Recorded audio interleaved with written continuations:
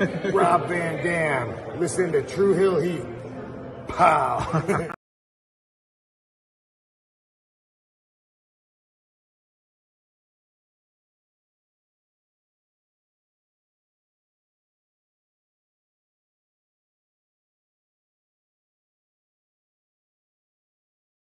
Hey guys, it's Rosa and welcome to True Hill Heat.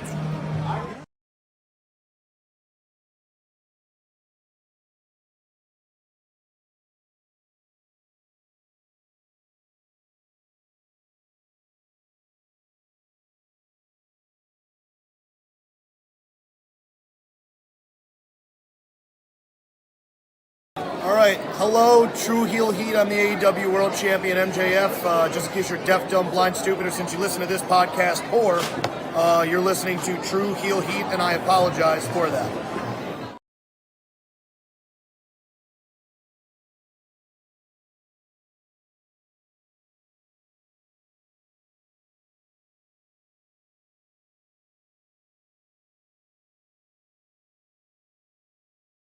I'm serious. I'm not going to sit back and take this fucking shit.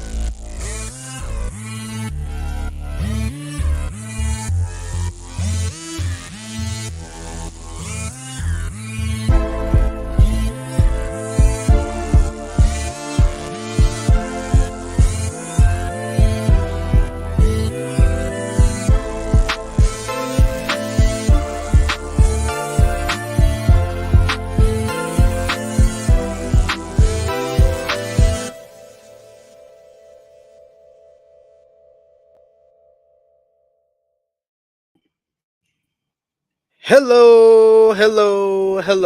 It is me, your True Hill Phenom, SP3. We are live on the True Hill Heat, YouTube, Facebook, and Twitter for AEWramble 125 3-way gold. Reviewing the Holiday Bash 2023 edition of AEW Dynamite. As only we can, you know who we are. I am joined by the man of 52,000 subscribers.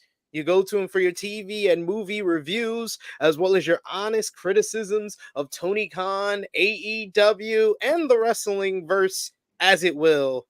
He is Jimmy Macram. Hello, ladies and gentlemen. No more honest criticisms, though. No more honest criticisms of Tony Khan. It's not fun when people start complaining about being bashed. Like when they're being obnoxious, it's fun. But when they start crying and shit.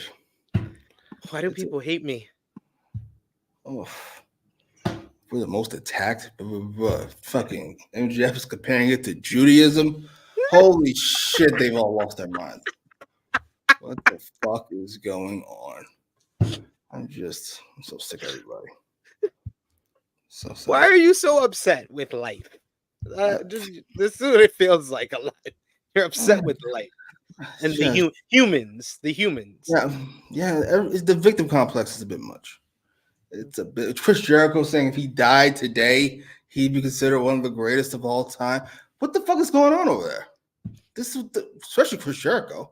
I mean, wouldn't he? He would be one of the greatest of all time. He's alive and he's considered. Why does he feel like he's being attacked? Like he's putting on Shakespeare out there? Would you fucking stop? You're fucking not doing well. Christian is your age. Christian is fucking killing it. Why are you acting like you're being attacked? The world is against them. Yeah, because you're not doing good stuff. I don't know what to tell you. Jesus fucking Christ, I swear. 2023 wasn't the best year for them. Their best year was 2021. And what we've seen is a law of diminishing returns. I will say one thing, for as much as criticism as they gotten this year, I feel like this year was better than last year. I feel like the pay-per-views overall were better. TV is where I think that's where a lot of the criticism has come to.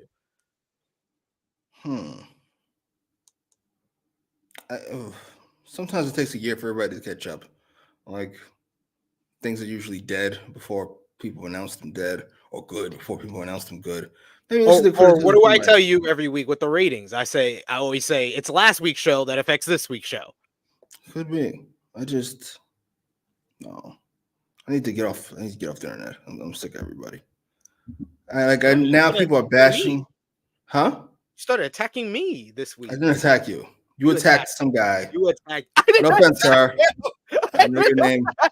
I love how I knew. Steven. I knew that was what you were gonna. You were attacking him. So I didn't attack you.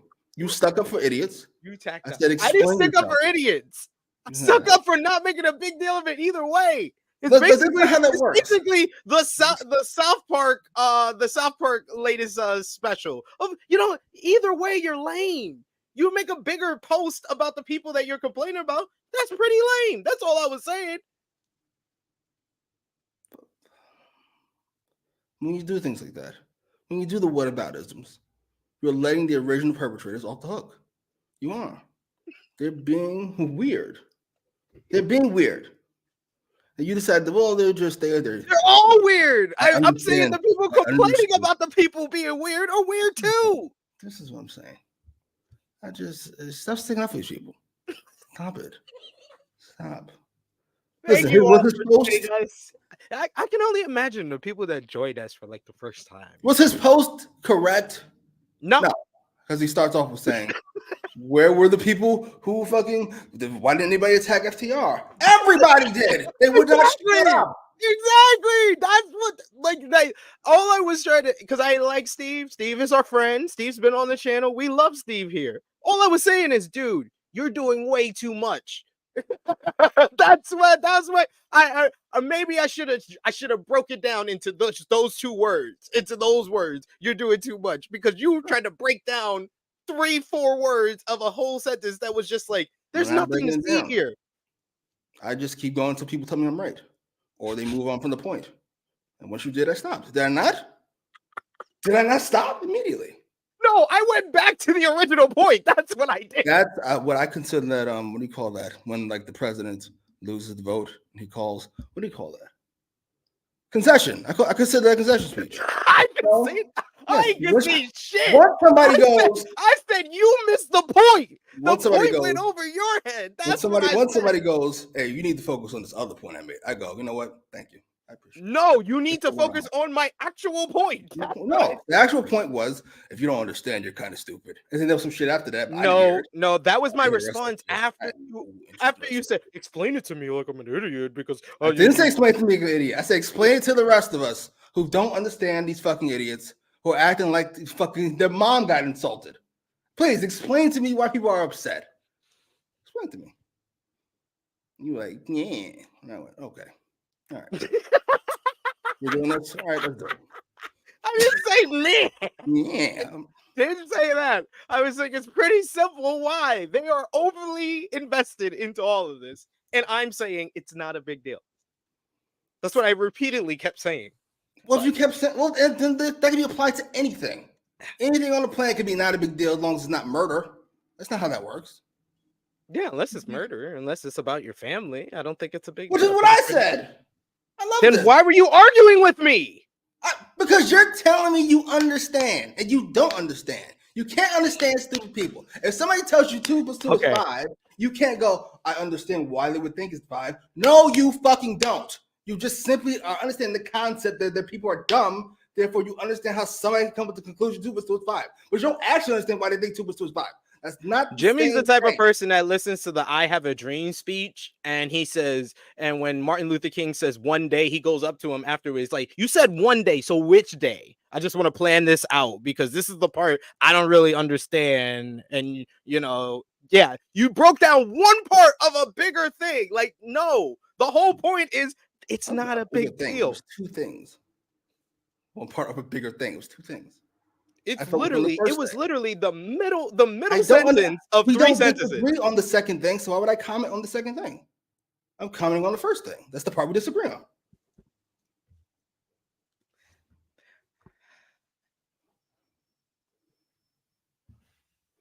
Yes, Yes, exactly. essentially. I don't want to kick a sick dog because this is just like the point. Yeah, over. Yeah. G-Log saying, what it do at True Hill Heat? Oh yeah, ready for another banger. Smash that likes. Thank you so much. Thank you all for joining us live. We appreciate y'all joining us. If you're joining us live, you're watching us on demand. Show that appreciation back. Drop the thumbs up on this video. Share this video with all your wrestling fans, friends, and family on all your favorite social media platforms. If you're new to the True Hill Heat YouTube channel, hit that subscribe button. Hit the bell to stay notified for all the great content here. And of course, sound off in the live chat. You guys have been awesome showing your support in the live chat. We'll try to highlight as many of your comments as possible. But of course, if you're feeling generous, you want to give back to what we do here, you're feeling in the holiday spirit, you can send a super chat donation. Those also help out. It goes back to the contributors that you see on screen with us here on the True Hill Heat YouTube channel. It's the holiday season. We are a self-funded channel, so everything goes back to who you see on the screen. And of course, how Jimmy Macram always says, nigga, we broke. It's the holiday season. We got kids, we got family. Jimmy got hats to buy. I don't know if he got fit. He doesn't believe in buying gifts for sisters, so I don't know. No, It's weird. I just he doesn't deserve it, but I buy it because yeah. I mean, why not? What a great sibling. One Mike Twitter saying glad to be back to catch you guys live. What's up, SP3 and Jimmy? How you doing, One Mike? We got Asu says, Jimmy, try not to get any disclaimers today. Depends what we talk about. If we talk about the show strictly, I should be all right. So you like the show? Like it strong, but it was fun. That was like the most minimal thing. Like it's strong. Listen, Punk did something about Cornette, and then everybody was not everybody. I gotta be honest, I didn't see any of it. I just saw a factual inconsistency, so I talked to my friend here. He got an attitude, so then I got an attitude. That's how that works. With your response. Yeah, Punk was he reposted something about what was it? Cornette, and then people called him a hypocrite, and then people started dogging Dragon. Two of my favorite wrestlers getting dogged on the internet yesterday because Dragon he's been accused of defending Vince McMahon. So I had to fucking just watch that for fucking hours. It hurt my feelings. So, I didn't even see the Dragon thing, but I saw them. Everybody was dragging the Elite for not breaking up their friendship with Marty Scurll. Oh yeah, cool. Yeah. Like, no offense, I don't go to wrestlers for my moral strength. I just don't. Exactly. Like if you have a wrestler as your moral compass, I mean, yeah, and like they like Marty Scurll. Fucking Dragon loves his words, not mine. Vince McMahon, like, yeah. Okay. My mom was accused of some awful shit. My mom blew up a school bus tomorrow. I still love my mom. I don't know what to tell you. Like, sorry. Even though Jimmy pissed me off online, I still love you. If you went up and clothesline an old lady tomorrow, I would still love you. Thank you, sir. I don't know how I pissed you off. I may come across a bit uppity online. Yeah, thank you. That's how I talk to wrestling. That's all I wanted. That's how I talk to wrestling fans. They need to be spoken to in that way. That's all I wanted is that it was a little uppity from the get-go, from the jump. That's all I wanted was some acknowledgement of that. I'm defending the weak, as I always do. Not that you're weak, Steven. You get the point. Yeah. Steven can defend himself. We got Big Man Dodge just laughing about all this. Yes, guys. If this is your first time watching AEWramble, this is like a friend's therapy meets us talking about random things in wrestling, and then finally we get to an AEW Dynamite review. Is there anything that we should touch on before we get into Dynamite? Any pressing news? We did cover the WBD stuff. They're going to be merging with Paramount apparently. I don't know if that I don't will know how- affect any TV deal Yeah. that they make. But Eric Bischoff seems to think this deal is done. The WWE to WBD deal. And the way he said it, I was like, holy shit. It's just, that makes a lot of sense. Because there's no reason for Triple H to be in that meeting. Unless he said, what's the guy who does the podcast with him? Not Conrad. Who's the other guy? He mentioned you. John Alba. Yeah. John Alba asked, I just the way he put it. He went, the fact that Triple H is in the meeting, does this mean this is not the first time in a meeting? And Eric Bischoff said, the fact that Triple H is in the meeting means this is probably the last time in the meeting. This thing is over. And I'm like, oh my God. So yeah, I don't know what Dummy's going to do, but hopefully he's learned his lesson. Tony Khan, that is. This is the business. These people are not your friends. It's not how that works. They don't fuck with you like that. If they did, it wouldn't change their mind about anything. It's just business. Sorry. Love John Alba. John Alba's doing great work. I'm sorry, I can't trust anything that Eric Bischoff says at this point. That 180 he did on Punk. I can only imagine what Punk's gonna say to him when he sees him backstage. He already went up to Booker T and said, "You're a flip flopper." There you go, sir. I respect Punk. I respect Punk for that. Like, he straight up told Booker T, "You flip flopper." I was like, "Oh, that's awesome." Ed Booker told the story. He had Booker tell the story. It's not like he's telling the story. Booker's telling the story, not even probably realizing or connecting that he's like taking a shot at him. He's like, he probably said with a smile, but no, Punk's dead serious. But that doesn't mean fucking Eric Bischoff doesn't know how meetings work. Yeah, I know he knows how meetings work, but I'm just saying, like, he will flip it and be like, "Oh, I didn't mean like that. I didn't mean the deal was gonna go down. If it doesn't go down, he'll go back and be like, I didn't mean that it was for sure gonna happen." Like, he's that type of guy. What? He's done it before. If he hadn't done it before, I wouldn't have said it. I'm sorry. Yeah, it's too comfortable insulting Eric Bischoff. No, I just said he's a flip-flopper. On what he says on the podcast, he'll turn around and say the next thing the next day if it doesn't work out. If he's wrong. How's he wrong with Punk? He said he wasn't a draw in AEW. That's incorrect. No, he said he wasn't a draw. He said he was a waste of money. For AEW, yes. Then when he never said for AEW. I love that. Stop adding. Now you're clarifying. Why should you have to clarify if he's signing with AEW and there's no chance, as of the moment, we all agreed, they would ever sign with WWE? Yes, he's a waste of money. He's not wasting money. I'm just saying what he said, sir. They'll get mad at me. Defend the weak. Yes, the weak and the innocent. Unless it's Tony Khan. Then you're not weak. You have $1 billion. You can take all the smoke, sir. All of it. All of it. We got a super chat donation. Thank you so much. Chilling with Chase. Really? Jesus. Showing some support to us during the holiday season. That's why we Let's fucking go. I will say this though. This is a random thought. That's not that haircut, but the one he wears now. My least favorite CM Punk haircut. The one he has now? The one he has now. I hate this haircut. Like, he's grow it or shave it. But this fucking schoolboy haircut he's got. I think the one I hated the most was him trying to be Logan. Him trying to be Wolverine from 2013. Oh, that's a good one.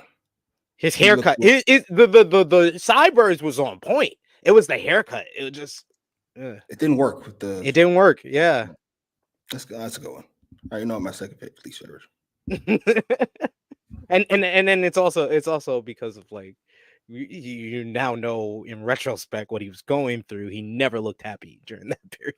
Nah, they show some of his promos. Oh my god, sir, going to the live, sir. This isn't a run through. This isn't a fucking table read. Pick this shit up.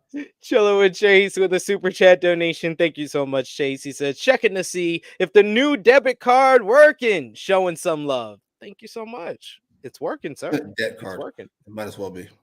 The debt card. Yeah, debit debt card.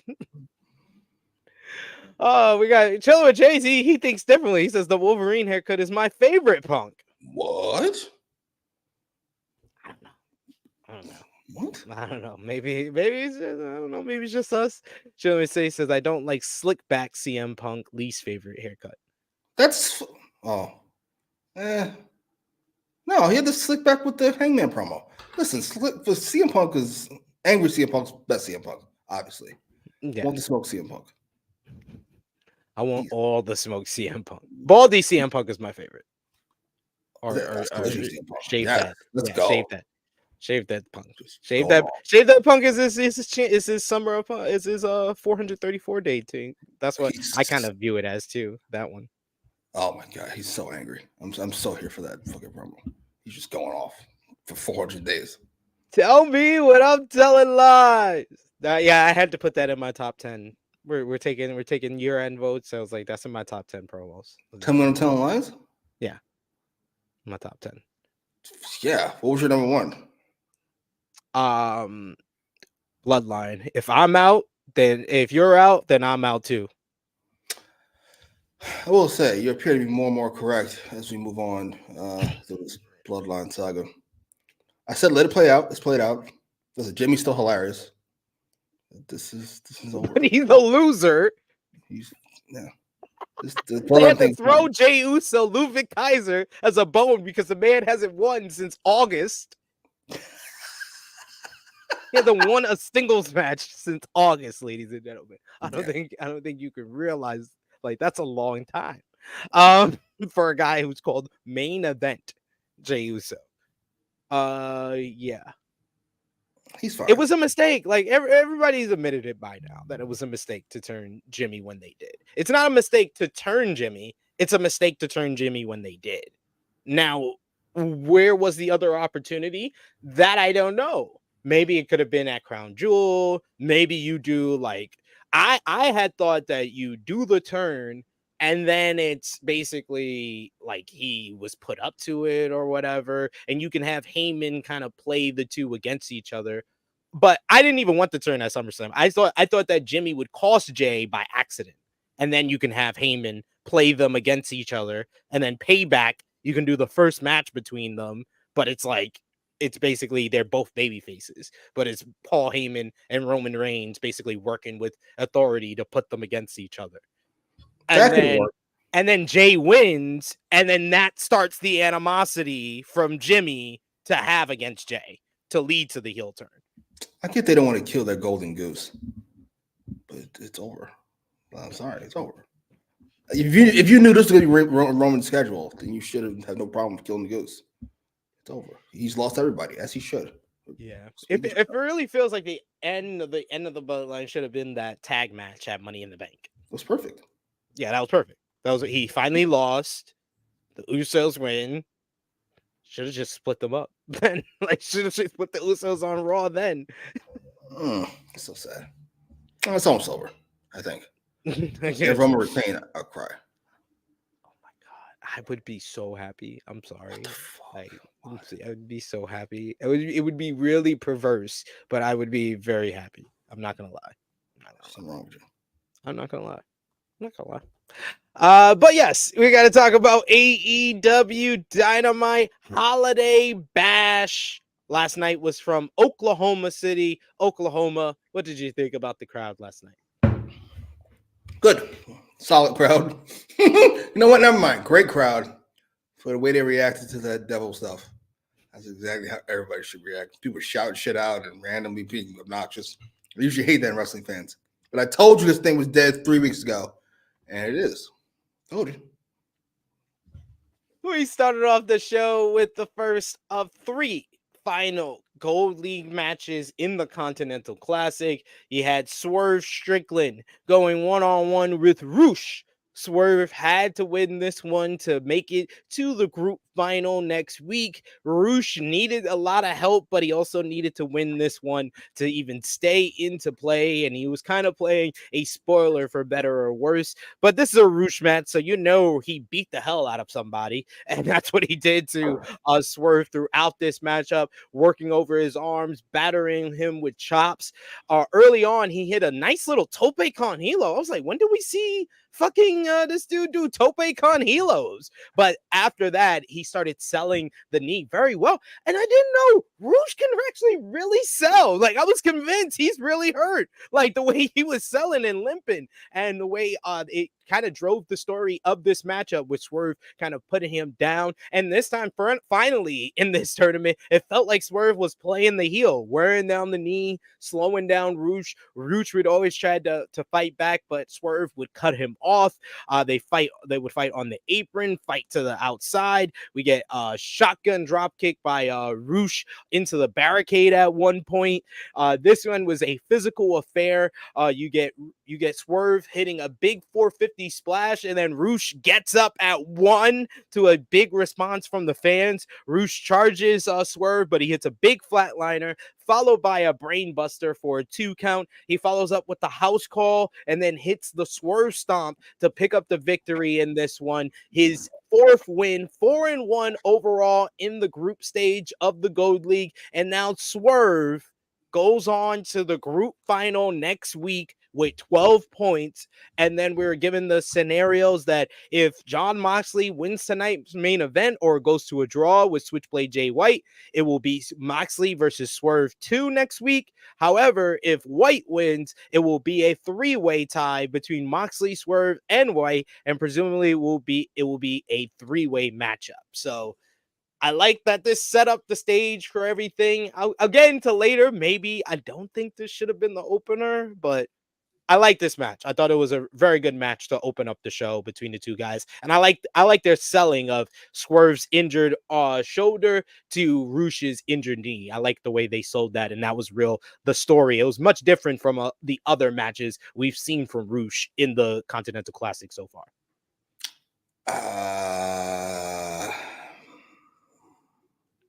How do I say this nicely? So really good match, really good, strong. It was a good match.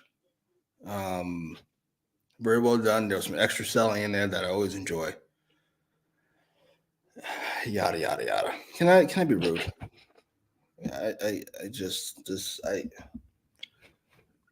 I like Roosh. Not as much as I thought I did, but I like Roosh. Roosh is that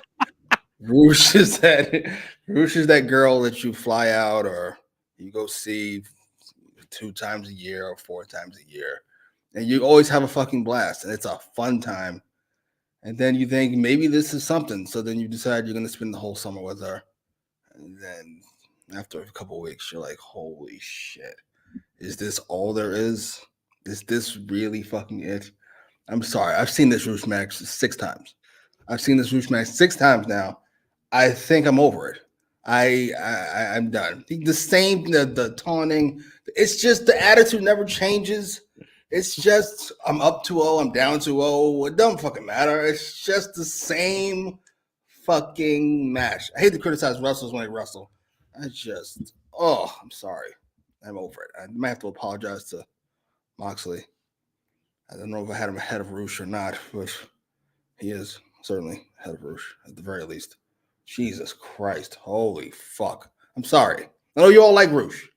It's the same match. So disrespectful. This was different. He sold a lot more than he usually does in this match. You had to give him a whole body cast from the cell. I'm just... I'm sorry. He did wrap that knee up. Wrap that knee up, OD. He wrote on it, cell. So everything looked at, oh, right. Ow. My leg. Sorry. I got Chase saying the devil stuff feeling like the aces and eights right now. Jesus.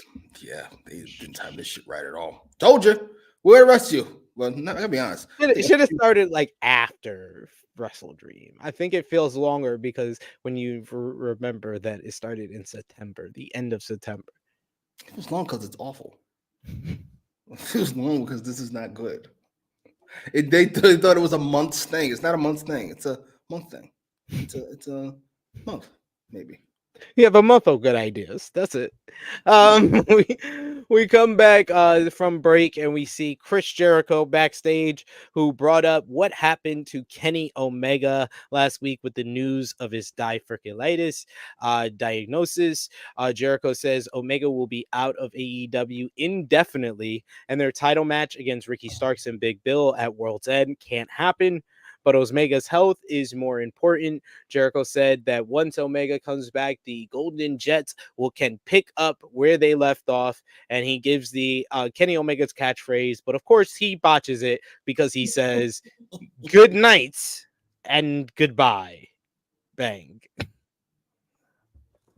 This actually was rather earnest from Chris Jericho. Yeah, it was very touching words. It was very like I'm making fun of the him botching the line at the end, but other than that, it was very well done and very touching. It felt like a believable Chris Jericho promo.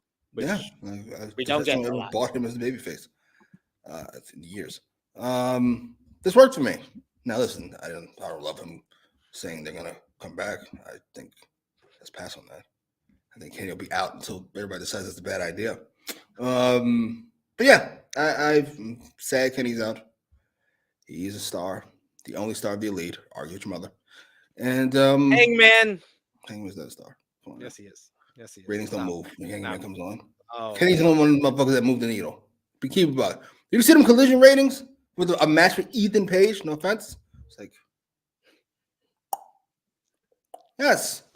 I'm the only one who worked anything. No offense. Yeah. As long as we move on, I'm good. Good promo. Let's move on from Jericho and Omega. I'm not sure what Jericho should do. I assume he gets a partner. I don't know who that would be. Jericho's gonna be like, all right, so Tony, I understand, we got a lot of things going on, but Kenny Omega's out of action. Adam Cole is injured. I'm just saying, I should be the devil.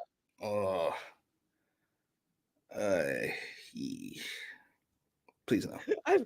If you thought there wasn't a worse option than Jack Perry. Boy, I think I'll take Jericho, actually. I know it's blasphemous, but I think I would. Sorry. Fuck it. MJF will be fine.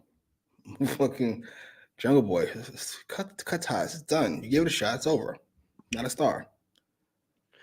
We got Big Man Dogs and says, I will pop if Jericho rides Kenny's injury to become a huge baby face. It's like, I'm gonna do it for Kenny. He starts doing the one wing angel. Oh my god. Wearing a fucking armband that could be a great heel run. So I was wearing an armband. Oh my god, I'm here for it. It's over. That's a shame. We got Jalen Machace and Jericho and Sammy back together. Oh, good. Well, I mean, he wanted to be in the Don Callis family. Don should let him in. What about Daniel Garcia? Is he busy?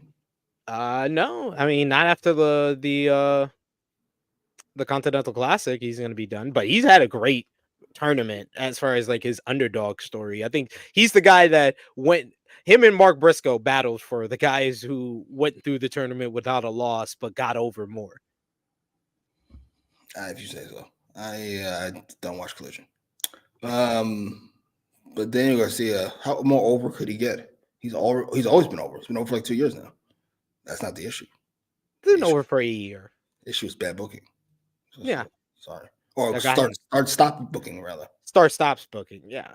That was the issue. But you said before that it felt like the dance was over, but not him. And I think through this tournament, they've told a good story with him as far as trying to get him over in his story. Put him in BCC and let's move on. Let's move on with life. Let's do it. Sometimes. Speaking of the aforementioned Mark Briscoe, we had Mark Briscoe's final match in the Gold League of the Continental Classic versus the other 0-4 participant in the group, Jay Lethal, a battle of Ring of Honor legends, a battle of good friends and former rivals, a rematch from earlier this year, the Jay Briscoe tribute match that we saw on Dynamite, and they kind of just picked up right where they left off. These two guys have fantastic chemistry together, and this crowd, like, at first they were into it. They were into the matchup from the start, and then they just got more and more as the action started building. They started getting the reversals working very well with each other. The chops by Mark Briscoe. I think that's one thing that I didn't appreciate Mark Briscoe's game before this tournament is his chops. He has one of the best chops in the business. He's just so heavy-handed. It just sounds like he is just like a frying pan at someone's chest. You get the dive to the outside. He grabs someone's hat. He's got the crowd rocking. This felt like one of those AEW house party matches where the crowd is just having so much fun during this one. And the story of the tournament, like we've been saying, was Mark Briscoe hitting the Jay Driller, and you got Jay Lethal during the latter stages of this matchup pulls out. You get Mark, who avoids the lethal injection. Lethal reverses and connects with a Jay Driller of his own for a very close 2 count. Lethal wants the lethal injection, but Mark reverses into a burning hammer, the cutthroat driver, and then he picks him up, hits the Jay Driller. 1, 2, 3 for Mark Briscoe to gain his first 3 points, first win in the Continental Classic. Great underdog babyface story. I've saw it online. I'm going to echo the same thing. He was the Tomohiro Ishii of this tournament. Ishii, every single year, he doesn't get too many wins in the G1, but he seemingly was the MVP because his matches get the crowd so invested, and that's what Mark has been able to do with every single match, including this one that had no real stakes to it. It's just about 2 guys who wanted to get at least 3 points in this tournament, and they had the crowd rocking here. I love this match. What did you think? Same. Great match. It was different than the other matches they've had. You could feel the desperation, even more so than last week. They came across like 2 old men, which I always enjoy. Just 2 old men fucking holding on, and I was here for it. They're both very good. I always forget how good Jay Lethal is. A little rude. They think we all have him in our bottom, whatever the fuck, last week. And then he gave us one of the best matches of the tournament this week. Mark Briscoe's been a revelation. I think great is not an overstatement. I think he was great in this tournament. I would like to see him do something in ROH, like a world title. Sure. He gives me the Eddie Kingston 2020-2021 feels of like the underdog babyface that the crowd will just get behind to finally see win the big one, win a championship. Yeah, like we got to see from Eddie this year. I don't know about all that. He did win a championship, but does that count? Hey, it was against Claudio. It was in New York. It mattered. I will remember it. You remember fucking everything. Sorry. That was good. I enjoyed it. To me, this, I can't believe I'm saying this about the Tony Khan Bill thing, but this tournament has been a rousing success, I would say. Easily the best tournament. I won't be rude. I'll be nice. We'll leave it as a compliment. No. I think you kind of said this like 2-3 weeks ago that this is the best tournament that they've ever done. I would honestly argue that even like after this group stage of just the Gold League before the Blue League, and they got some great matches on Saturday lined up. Definitely go out of your way to see that one. I would say it's in there in the conversation for the best tournament I've seen from a North American wrestling company. I can't think of any really good tournaments of like the only one that stands out from like WWE would be the Cruiserweight Classic, or the two Mae Young Classics, and then King of the Ring, the first King of the Ring with the Bret Hart performance. That's a good one. It's also the greatest pay-per-view ever, or one of the greatest pay-per-view ever. Deadly Games. Yeah. Deadly Games. Oh no, that's the best booked tournament. That's what wrestling is. It's booking. Yes. Now, I know you guys think it's wrestling. It actually isn't. It's a television show. Yes. He's like the Epic Sonic. I love how you smile because you instantly thought about Deadly Game. It makes me so happy. I said Cruiserweight Classic, Chase. That was the first one I said. I said Cruiserweight Classic. I said the two Mae Young Classics, the first King of the Ring, and then Deadly Games. Those would be like the WWE kind of best tournaments they ever put on. Yeah, we finally abandoned not having any stars. We had quite a few of them here. I'd say 5 or 6 or so. It worked out. Yeah. You had 3 stars going in. You had one that kind of needed rehab, and we'll talk about him in a bit. You had one who's red hot. You had another that is like just kind of Teflon at this point, and he had a strong tournament too. To answer Big Man Dogs, you got he says, is it a guillotine burning hammer? It's the straight jack, it's the cutthroat driver. That's what it's called. That's what he's always called it, that the arm across the throat burning hammer is the cutthroat driver. Gotcha. Hey, I'm sorry. I like to answer the people. I'm sorry, sir. We got Ace who says Jay Lethal deserves to be a single star again without Team TNA by his side. I hope that's the story coming out of this tournament, is that he realized that he has to kind of do it on his own. Haven't we been here already? So we've done this Jay thing before, where he realized he fucking Team TNA is doing a thing, and then he fucking. What was the match where he came? They were coming out. He sent him to the back. It wasn't this tournament. It was later, before this. He sent him to the back. Was it his match with Orange? That sounds right.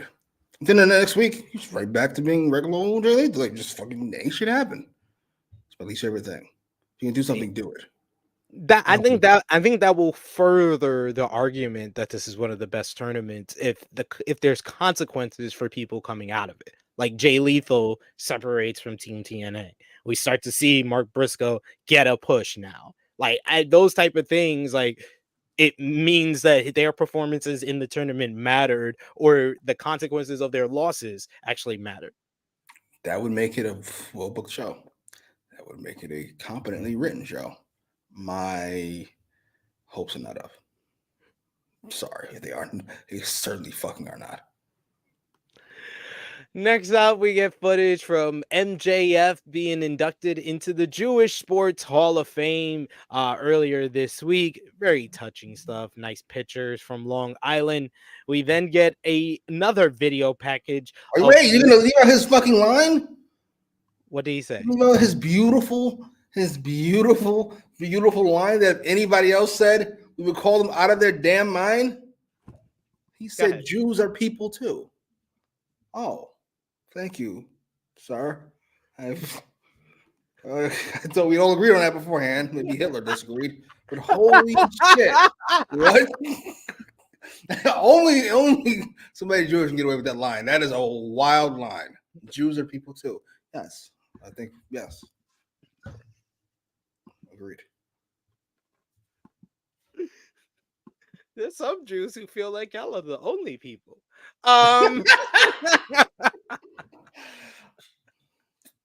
Oh, we get another video package of Wardlow, and he's talking about MJF's clock is ticking. They are getting closer to MJF's world ending as we see Samoa Joe and clips of him. We've seen MJF run, cry, weak, and soon the world will see him broken. The payment for his sins can't be delayed any longer, and Wardlow will be the one to bring the devil to his knees. Matt Jackson ass promo. This stunk. This fucking stunk. He's like, I know Matt wrote that. I'm angry. Oh my, we got it. Holy shit. Has Wardlow, I mean, I'm sure he's had a great life. Have you ever been angry before? That's not how anger works. Look at me. I'm sorry. Why don't you do something about it? I mean, yes, we'll see. He's involved in the devil stuff. I apologize. But Jesus, that was not his finest hour. I'm sorry. Not very convincing. Not at all. That was fucking heinous. I want to like Wardlow, but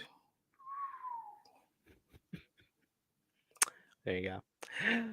We get next up Samoa Joe coming out to the ring to address the devil. He comes to the ring to loud chants from the crowd of Joe, but he comes to seek answers tonight. Joe said Roderick Strong, despite being an idiot, brings up a good point that everyone is a victim of the devil except for MJF.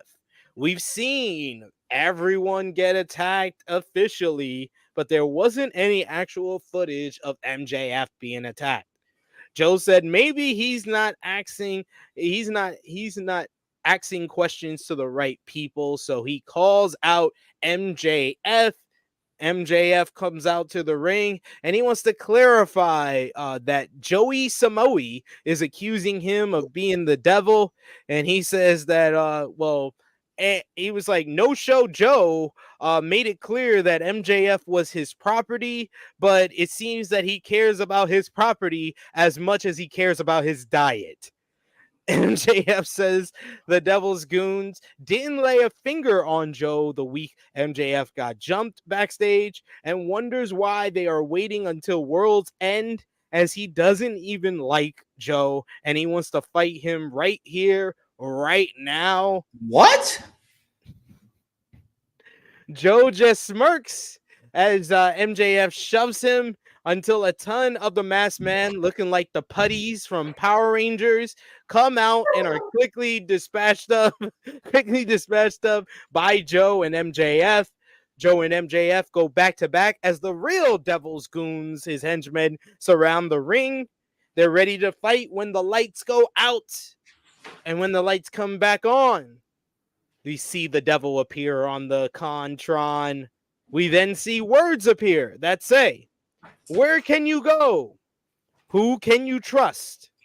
Next week, will you accept a challenge for your Ring of Honor World Tag Team Championship? Are you a hero, Max? MJF gets on the mic and he says that he made a promise to his best friend Adam Cole to defend the Ring of Honor World Tag Team titles. But before he can continue, Joe rips the mic out of his hand and says they accept. He says that we need to get a devil reveal soon, and it needs to be a good one. He says that they got to deal with the devil with their bare hands, so he will see him next week. Give it to me. Give it to me. I told you this was dead 3 weeks ago. Give it to me. Yeah. They need to. The reveal needs to come at. It should have came 3 weeks ago. It should have came out for Full Gear. At the rate it's going since Full Gear, it should have happened at Full Gear. Should have gave me the ending that I wanted at Full Gear, which was the devil basically knocking out Jay White to give MJF the win. And then he comes out and you reveal that it's Adam Cole. Boom. Hit him in the back with the crutch. Even if your ankle's still hurt. Still give us the reveal. And then we can reveal. You could do the mystery of who's his henchman. Who's working with Adam Cole? Who is the henchman? And then you could do the reveal each week like Aces and Eights. So we're getting something every week. We didn't get anything here. We got the same shit we got a couple of weeks ago before MJF got jumped. This is fucking heinous. I'm sorry. This has gone from a relatively intriguing mystery when it first started to like the bane of my existence every week. I am dreading more devil stuff. Winter's coming. What was that, a week ago? That was last week, yeah. I mean, I was already over by then, for sure. I just said, listen, people have to understand how anticipation works. The longer you build something up, the better the payoff has to be. And there's no payoff that can be worth this build-up at this point. There just isn't one. I mean, there are ones theoretically. If it's John Cena, that is an outrageous. That's fantastic. That's great. But assuming it's not John Cena, there isn't one. CM Punk is as close as you can get to it. It's not Punk anymore. It's either Cole or MJF or somebody wildly unqualified. Sorry, it's over. I appreciate the attempt. Sometimes you swing and you miss. You swung and you missed a few times. Sometimes whodunits don't go well. Like we remember we kind of last week looked back fondly on the Stone Cold gets run over, but week to week that wasn't the best. It wasn't the best when we were experiencing it. It seems like whodunits have a very like short shelf life, and yeah, they have to be properly paced. That's a good word for it. Otherwise, you reveal too much too early. It was really good, well paced, even though the finish is heinous. Is the higher power is perfectly paced. Yeah, the finish is horrible, but it just had the wrong payoff. Yeah, it's fucking great buildup. Yeah, that was like a month. It was like a month. No, it was like a couple of months because he started talking about it first. And then even Kane is a great build up to his reveal. Kane is like, I forget how long that actually went. That was great. Yeah. That starts in like the summer, the early summer, and then pays off in October when he's revealed, when he debuts. I'm not entirely sure. Are we all think it's Cole? I'm thinking close. I mean, to MJF. I kind of am hoping that, because that's like the only one that makes sense. You have a story afterwards, and it's not a letdown. It's not really a letdown. It makes a whole lot of sense. It fits within the story. I feel like that's a logical payoff. It's not the biggest payoff, like you said, not the big one that's worthy of a 3-month build to it, like CM Punk or someone like that would be, but it's still one that makes all bunch of sense, and you can go back and you can connect the dots and everything. Jack Perry, I just feel like, is a wet fart in church. Like, it's not good. So we don't think MJF. I mean, MJF also, I feel like it's fine with me, because it puts MJF back in a role that everyone seems to either had liked him in, or it made it okay for people to hate on him the way they do. I really want to be MJF now, because otherwise his character is officially a mess. He wants to fight Samoa Joe. Didn't he spend the last month not wanting to team with Samoa Joe because he didn't want to fight Samoa Joe? Wasn't that the whole fucking point? His character's all over the fucking place. I mean, honestly, yeah, his reaction to being accused of the Devil Bites Joe is the type of reaction that I like, that Carmelo Hayes has given on NXT to him attacking Trick. When you are very defensive when people accuse you, and this is something that they have like subtly been doing week after week, because last week it was he's accusing Hangman out of nowhere, and then or 2 weeks ago that happened. He's accusing Hangman out of nowhere with no proof whatsoever, and then he mysteriously gets attacked, but no one sees it with the bottle there. And then this week he's accused by Joe, and he's accusing Joe, and it's like, dude, the Devil has no type of shape close to Samoa Joe. None of them do. Like, what? None of them do. Like, you sound guilty now. You sound guilty. You sound like you're deflecting because you know people are coming on to you. I hope so. That's just this promo, by the way. I haven't talked about it. This one did. This, like, even the Joe MJF stuff fell flat to me, which is jarring. The Joe MJF stuff fell flat, and I think maybe they knew that, and that's why they gave us something after this, which was much better. Which again, we this is why we say when you like something, you praise it, and maybe you'll see it again in AEW. And we complimented them on their filming of backstage segment, and I think we got the best one later on in the show.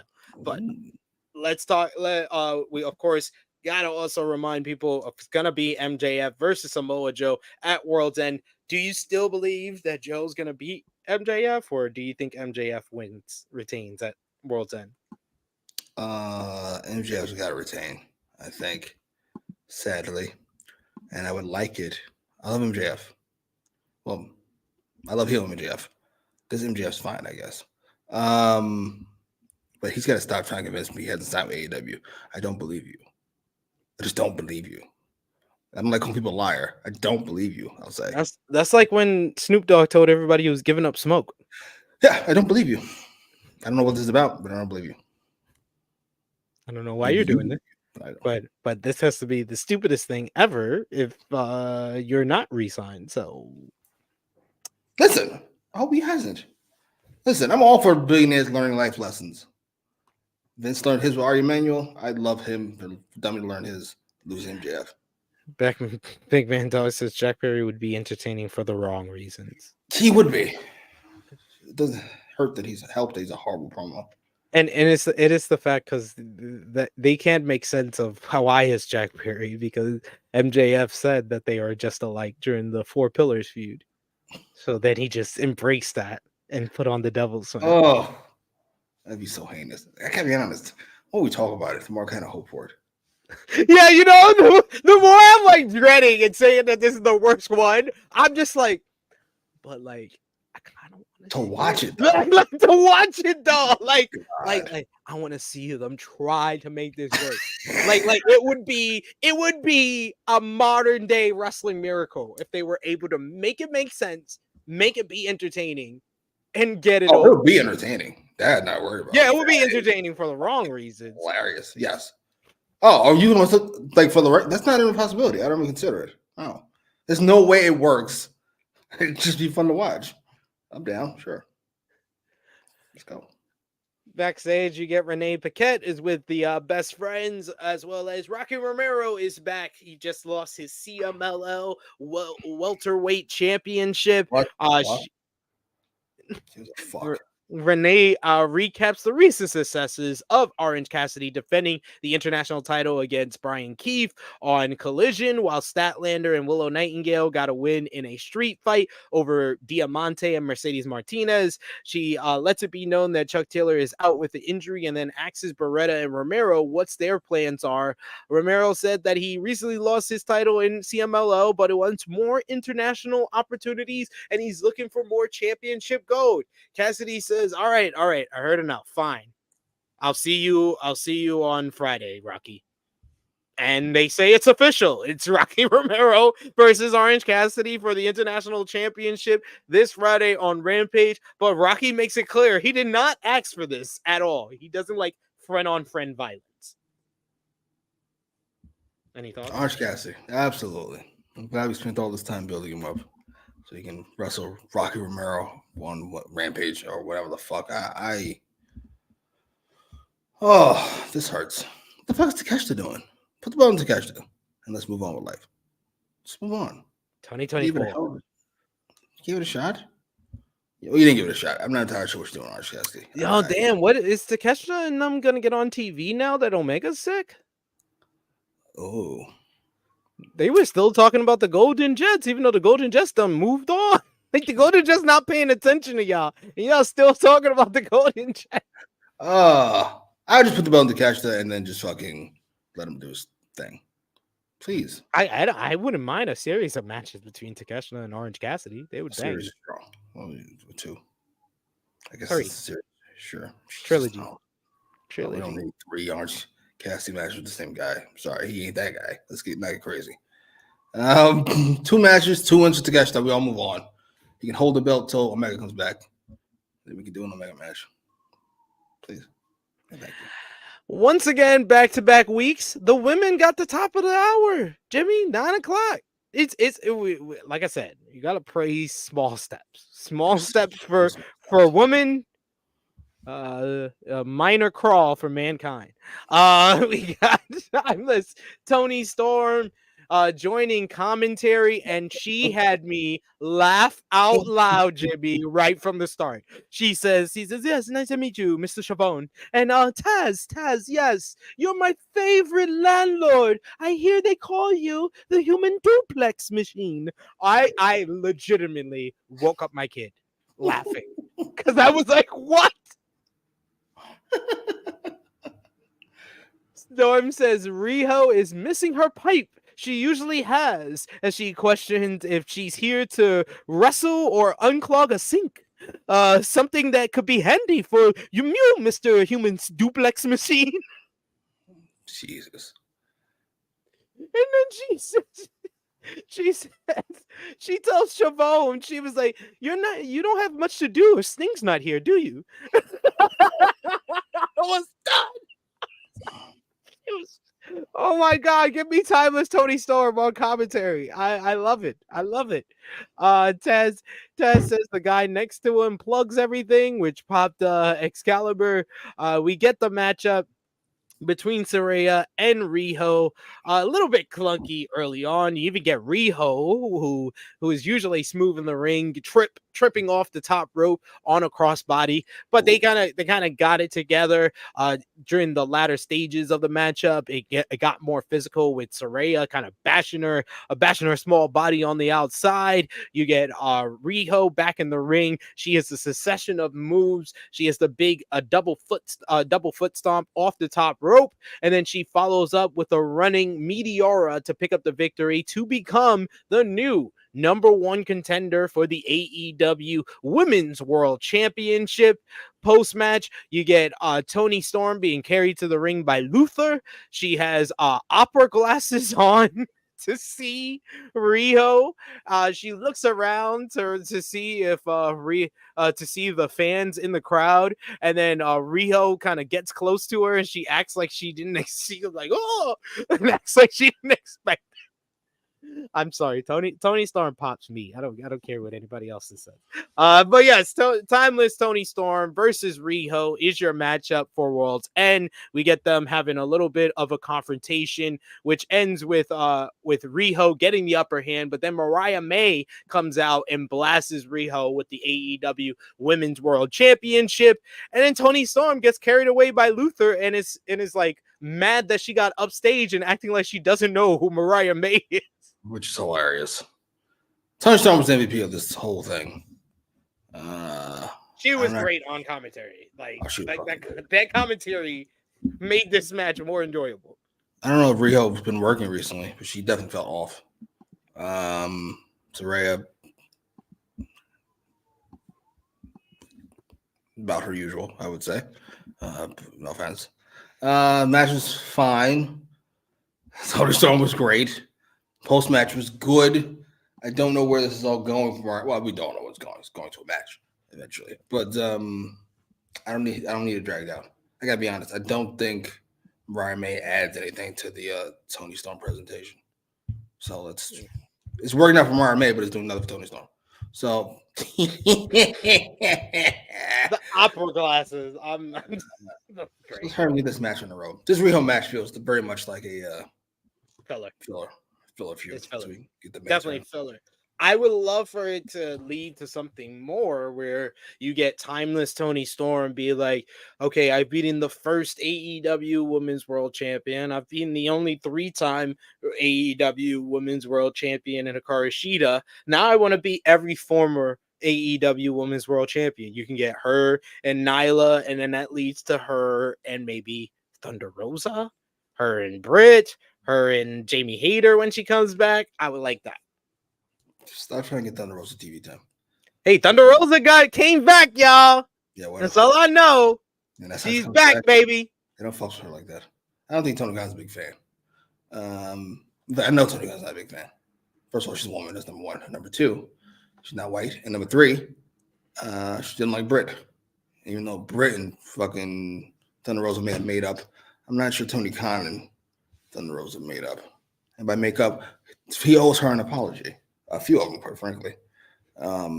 Whatever. This is gonna be fun. That was a great line. Was hilarious. Speaking of tits, here we have Saraya about to win. Like, that's wild. She looked good though. I mean, like, literally looked good. Saraya did. We got a super chat donation from the good brother Trey Jones. Thank you so much, Trey Jones. We appreciate you. Why you so crazy? Take it easy. Take it easy. Oh, Miss Darby. Timeless Toni Storm. Trey Jones saying, Timeless Trey saying, human duplex machine.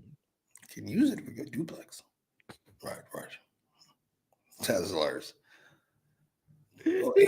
Like, she was like, she doesn't have our pipe. She'll be very handy for you. That's so good. It's like she's trying to be helpful, but like oblivious at the same time.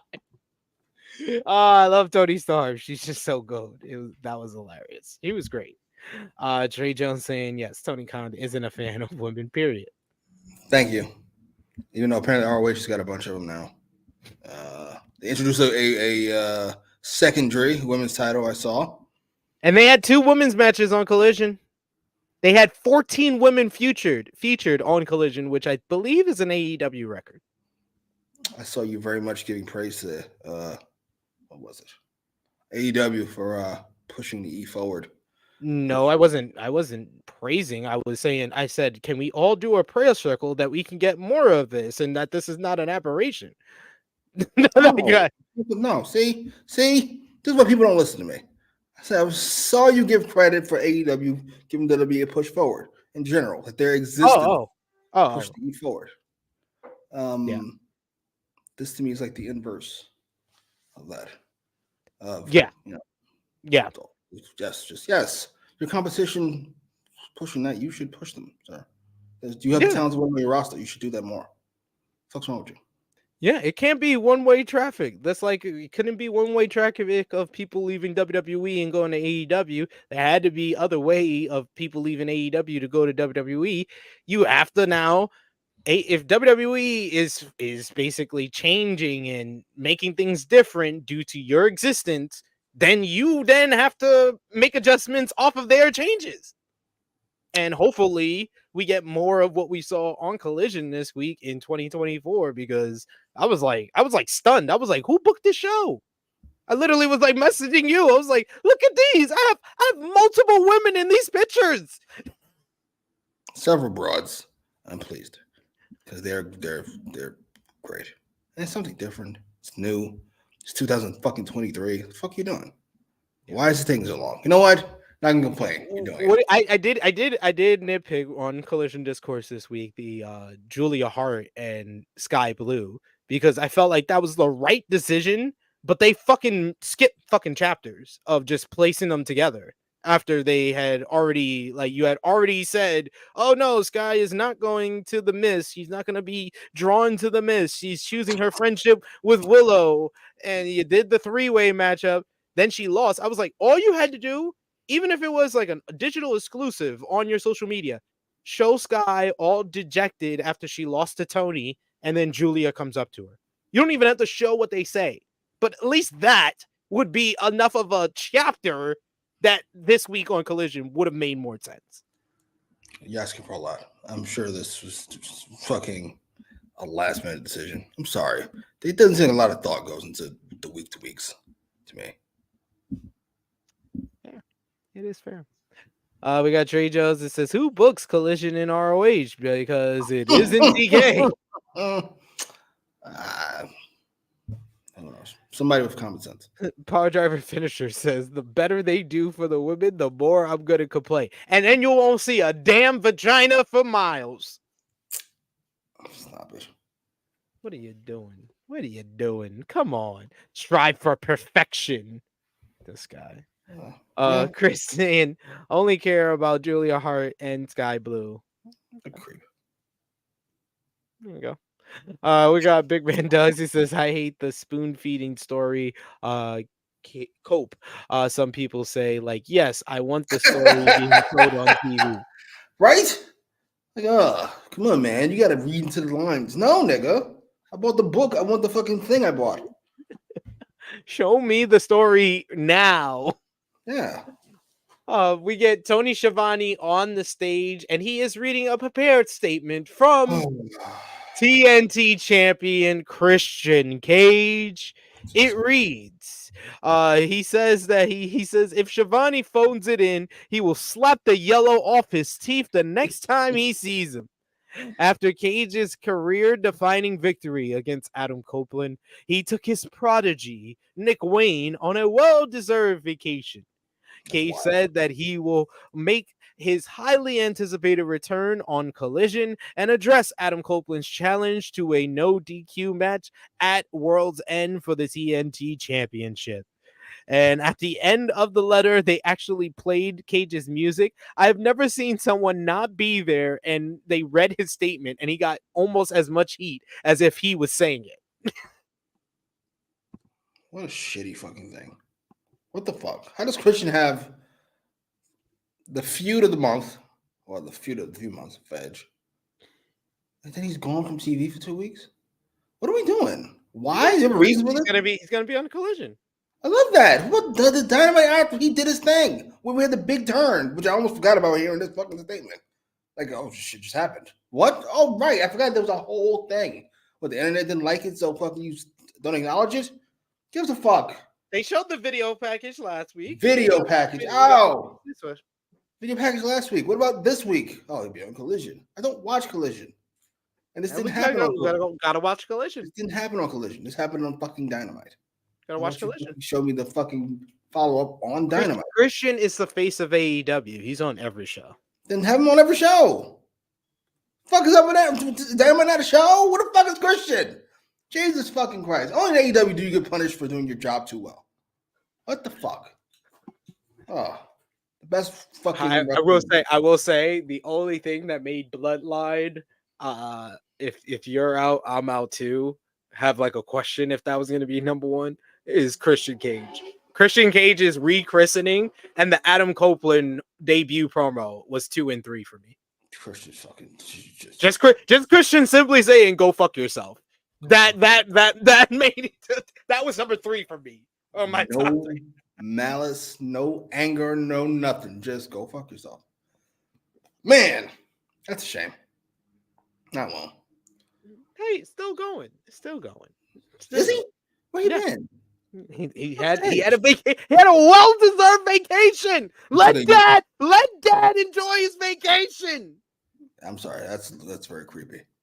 Him taking Nick Wayne on vacation is wild. We don't know if they were alone. Maybe Mom went on the vacation too.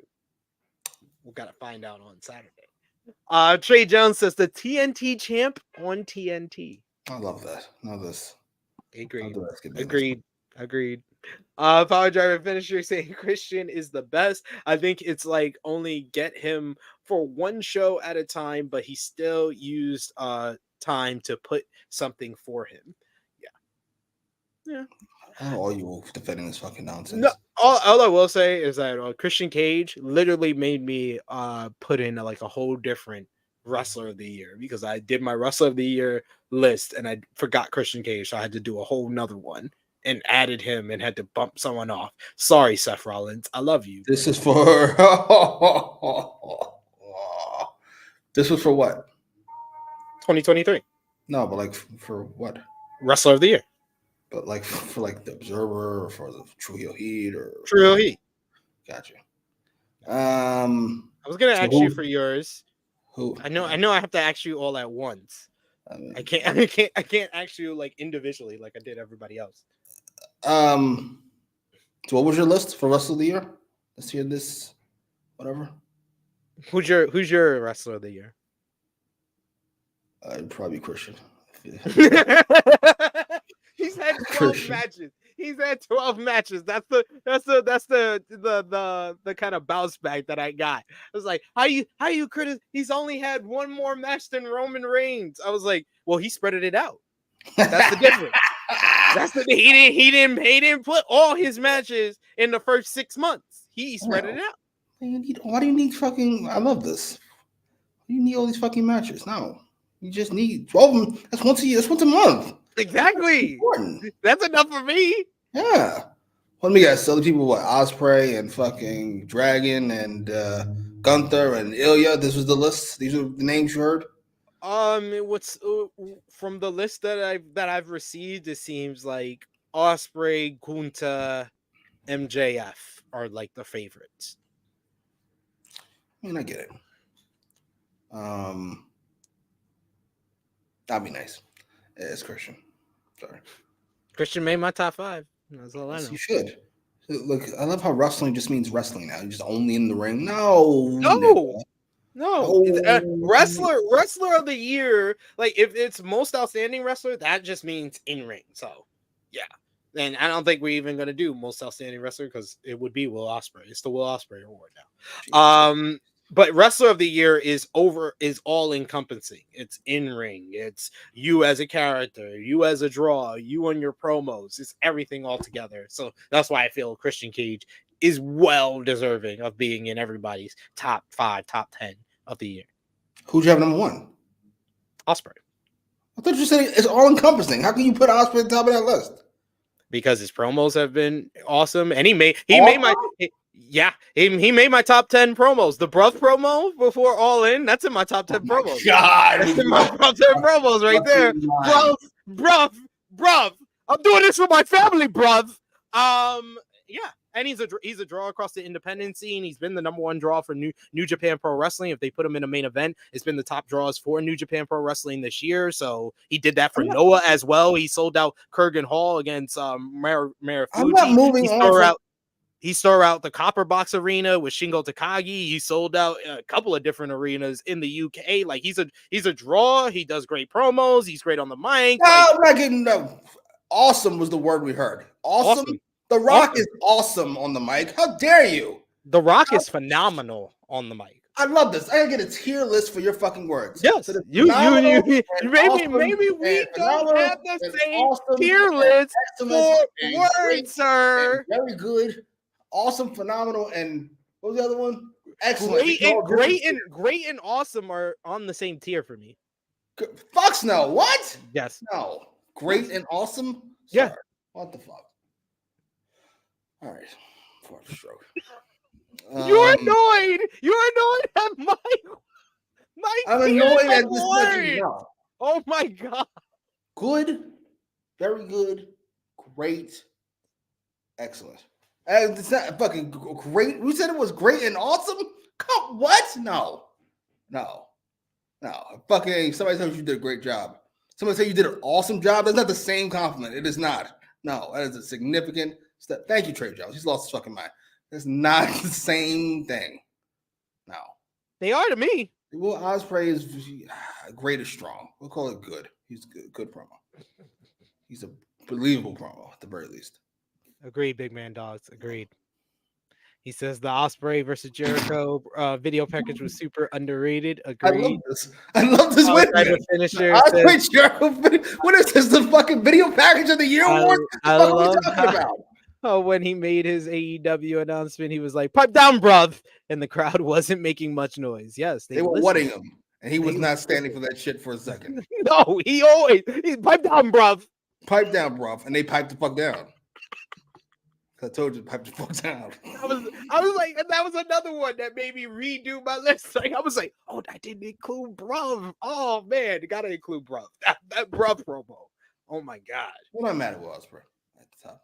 Even though he had that overrated match with Mike Bailey, which I'll never forgive you all for telling me was. Well, you didn't say it. You said it was fucking amazing. It wasn't, but I'll never forgive some of these idiots on Twitter telling me it was fucking. So what's so give us your adjectives for a match you would rate 4.25. That's what you rated it. That's in between very good and no, it may be great. Very good. That's great. Like anything above 4 is great. No, it is not. No. Yes, it is. No, it is not.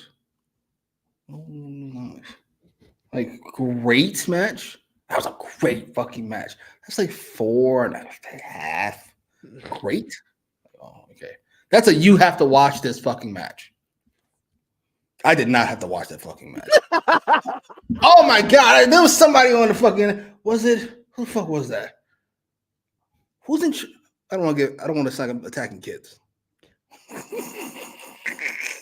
Who's in charge of the wrestling club? Victor Perry, the teacher. Going off about fucking that match about how the in-ring psychology and there was no. What the fuck are you babbling about, sir? The fuck are you talking about? No to everything you just said. No, we're not doing that, sir. The words and opinions of Jimmy Macram do not necessarily reflect those of True Heel Heat, its viewers, or affiliates. These kids have no taste, clearly. The words and opinions of Jimmy Macram do not necessarily reflect those of True Heel Heat, its viewers, or affiliates. Oh, fuck. In-ring psychology. No, what? It was a spot fest. It was a fun spot fest, but that's all it was. The in-ring psychology. What's the in-ring psychology of doing this shit? Would you stop? Would you fucking stop? What the fuck are you babbling about? Karate Kid ass. What? Oh, this stinks. I'm hurt and I'm old and I'm fucking tired and I work with fucking children. I'm joking. Well, I'm not joking. I meant everything I just said. But keep up the good work, sir.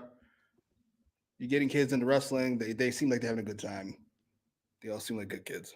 We're fighting the fucking wrestling club now. This is the type of we will not slander Victor Perry, sir. I'm not slandering Victor Perry.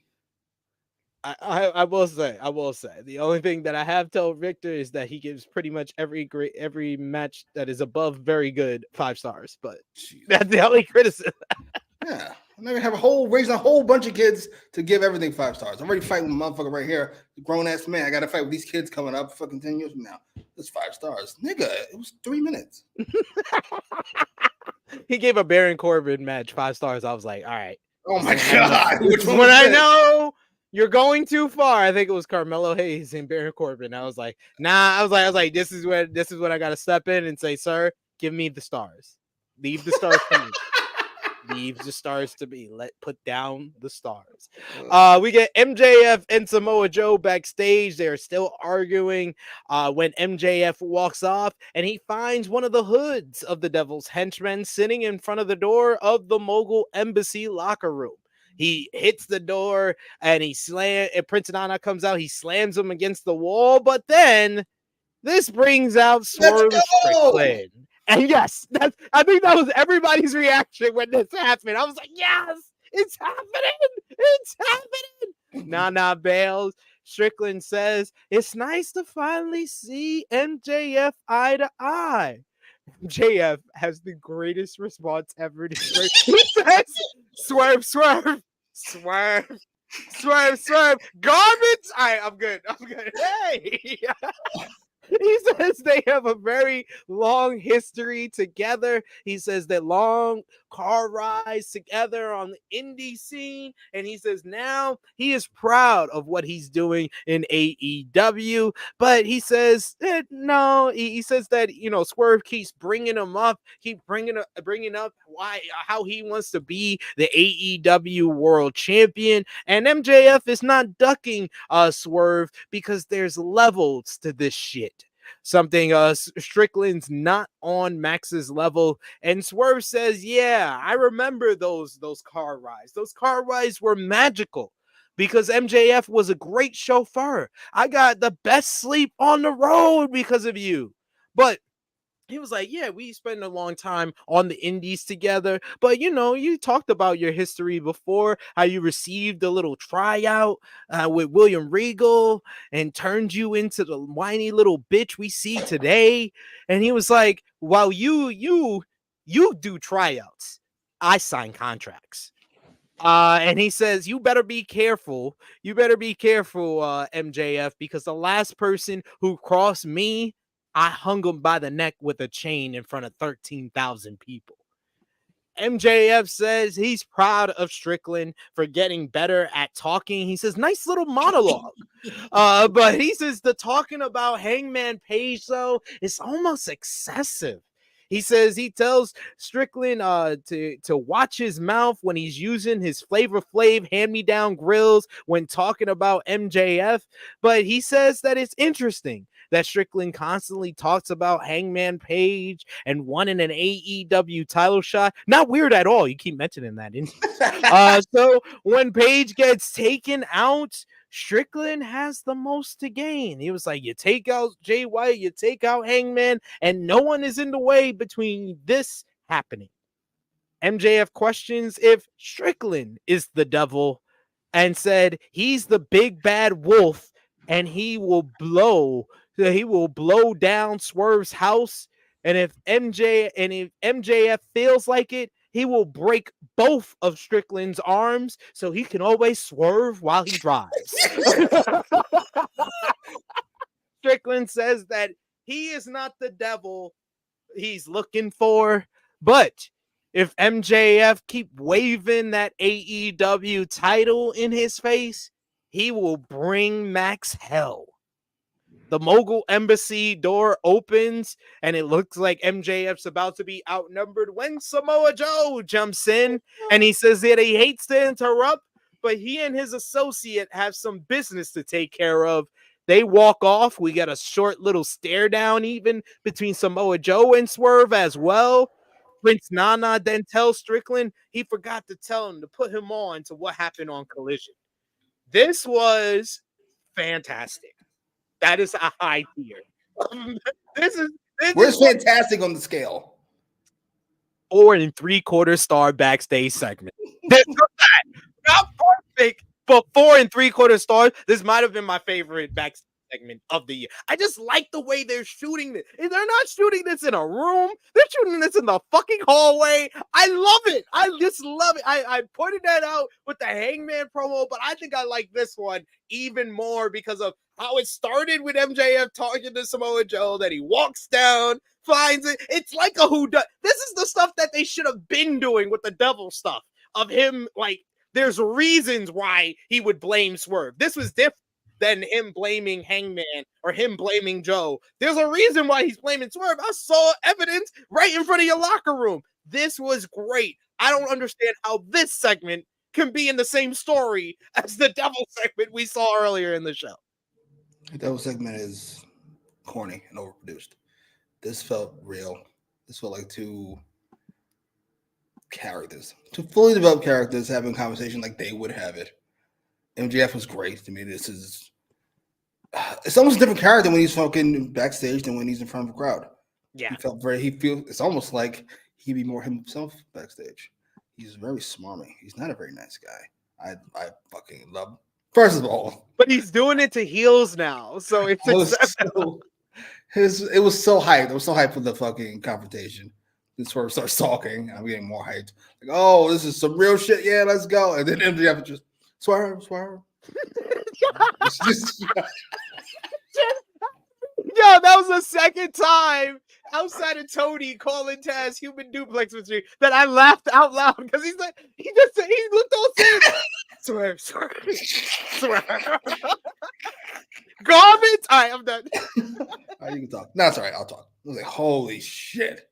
This was fucking great.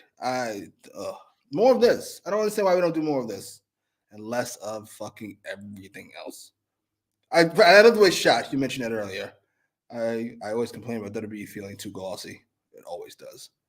I don't know when they started doing this. Clearly before after I stopped watching. But this fucking, I don't need to know that this is Swerve, this fucking title card. Swerve. Oh, yeah. What the fuck is this shit? Ew. I hate when they do that in backstage segments in WWE. It's like so icky. It's like, oh God, you just totally took me out of this being realistic. Right? How'd you know they were going to talk? Anyway, this was great, and this felt a little more. I don't know if "great" is the word, but less produced. This was great. I love him opening the door in the fucking embassy, standing there, Nana laughing. As soon as he got back up, Nana's so bold, and it's so great. He's like so evil. It's great, man. I love Nana. Nana's the best. Nana might win my best non wrestler of the year. Really? Over Heyman?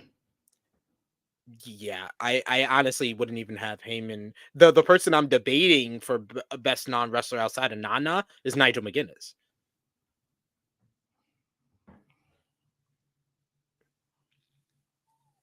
Christian Cage. The patriarch. Prince O'Brien. That's a good one. It's those three though. Heyman would be the third. I would say is in that combo too. Okay. Yeah. I feel like, but Heyman feels like I feel like one of the NBA voters with Jokic last year. Yeah, I see. That's what it feels like with Heyman. Like it feels like I don't give it to you every year. Like we have people that actually is competing with you, so I'm more willing to give it to those guys than you. Fair enough. I'm not mad at Nana. He's been so over. He had so much his first presentation. Yeah, it was scary. I'd probably go Nana. But yeah, this was fucking. It might not be too much of a coincidence that the trajectory of Swerve started going up when he got paired with Nana. Like it was around May. May. And that's when. It's been that recently. I could have sworn. Yeah, it was in May. It was in May that they did that merger with Mogul Embassy, and then it's just been. Yeah, it was from there, the Mogul Embassy merger. Then he had the final 5 minutes with Orange at Double or Nothing in the Battle Royal. Then the match with Orange on Dynamite. And right after that loss, he starts the whole thing with Darby and Sting, gets put in a coffin, takes a week off, starts his program with Hangman. I gotta be honest, this might work out. I had my doubts because dummy's booking, but this might actually work out. He might be too big to fail at this point. I think he's like a meteor. You can't stop it. It's like too hot. He's too hot. Power Driver Finisher said, I agree. I enjoyed all the backstage stuff. Just subtle, not in an all-out brawl or an interview. Yeah, it just sounded like we were spying on a conversation. Yeah, you should. Another guy backing down, which is great.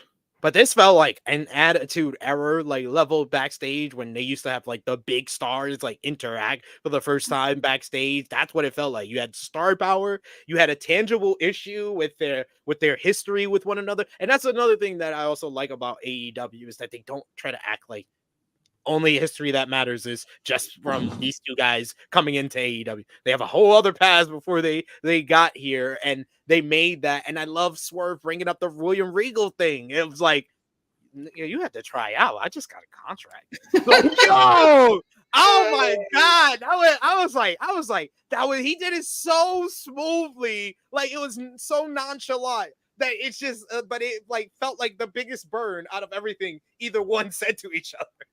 Yeah. Though I gotta be honest, fucking you being world champion, it's not like you talk about it in every interview. It's pretty good. It's not awkward at all. I did love that line too. I had to mention that. It's not awkward at all. Oh, I want to see this so bad.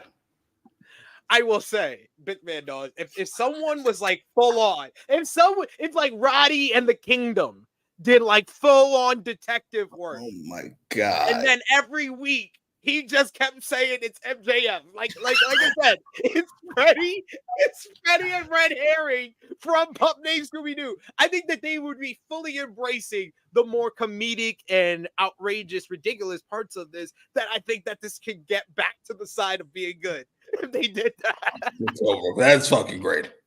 Roddy Strong. They should have been done that. They should have been done that. Yes, yeah, Roddy should have been Sherlock. Roddy. And just every time there's evidence of somebody else, he just says, "I think it's MJF." You see the mass in front of him. You know who did this here? Yeah, man, we should have came up with this earlier. Damn it, big man. We would have said it on this show weeks ago. They would have stole it already. Come on. All right, but yeah, one of the probably arguably the best part of the show was that backstage segment. But moving on. Easily. Stop it. Moving on to the next matchup, we had Roderick Strong versus Commander, Jimmy's favorite. This was another one that kind of had like a clunky start, some clunky like transitions and sequences, but it really picked up in the latter portion when it came back from commercial break. Nice little fun bounce back matchup for Roddy here, and someone that he can easily toss around, which led to probably the greatest version of his finisher. I did have to mention that Taz put over that Roddy has a sick looking mustache. Commander tries to fly with a springboard off the ropes after a massive moonsault onto OGK. He brings Strong back in for a springboard, but Strong catches him with a pump knee. He follows with the end of Heartache, but he usually ends with the knees on the back. But Commander gets so much air, he does a 450 splash, and it lands into a gut buster. Probably the greatest end of Heartache we've ever seen. After the matchup, Roddy and OGK are celebrating, and they apparently have signs. Bennett and Taven place the neck brace back on Strong, and they have signs that MJF is the devil, and they place it on the guardrail, the barricade. Renee gets on the mic, and she asks Roddy, what is going on? What are they trying to prove? And Roddy says, Renee! Samoa! Samoa! Samoa! Joe, you gotta listen to me, as it's obvious that MJF is the devil. It's time for Joe to wake up. Paquette says that wouldn't Joe have listened to Roddy if he believed him by now? Renee! Joe is my best friend by proxy! And drops the mic.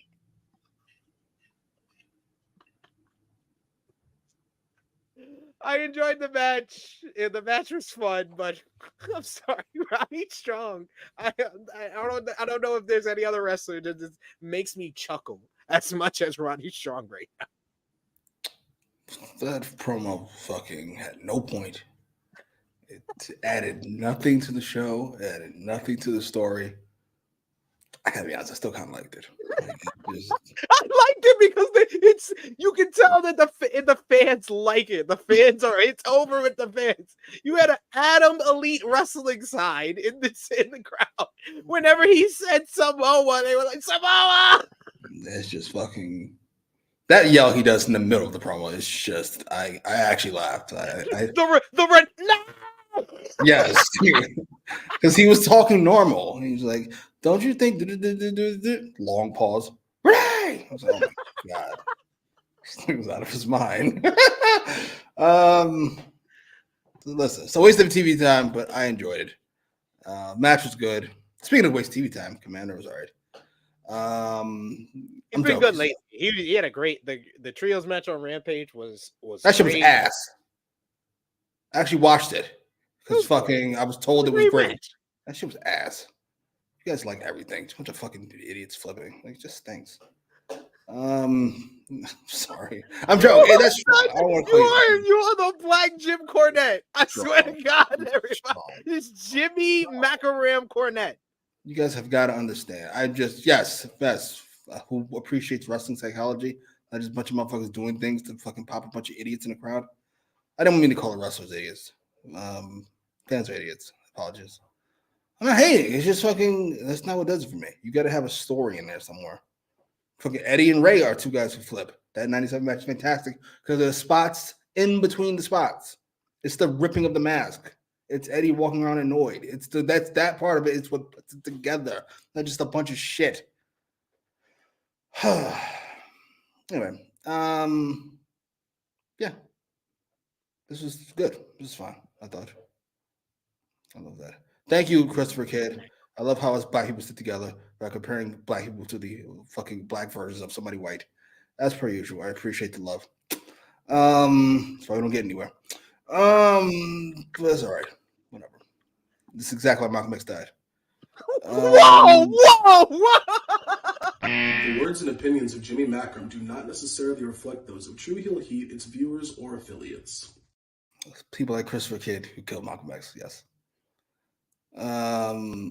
He killed Malcolm X. People like him. Oh. Yes. Hating ass Negroes.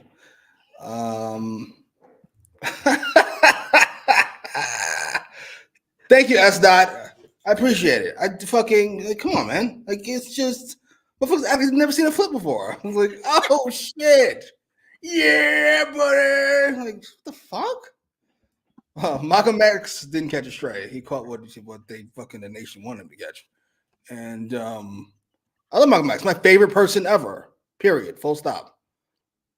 Yeah, but hating ass niggas killed him. It is what it is. Sorry. Actually, you know why?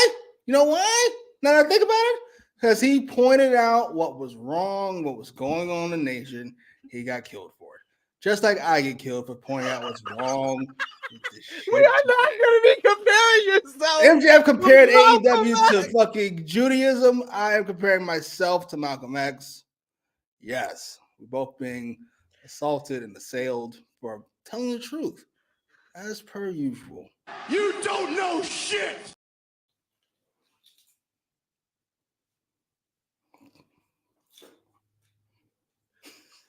You got the Nation of Islam sitting at home I'm watching serious. this. I'm not going to sit back and take this fucking shit.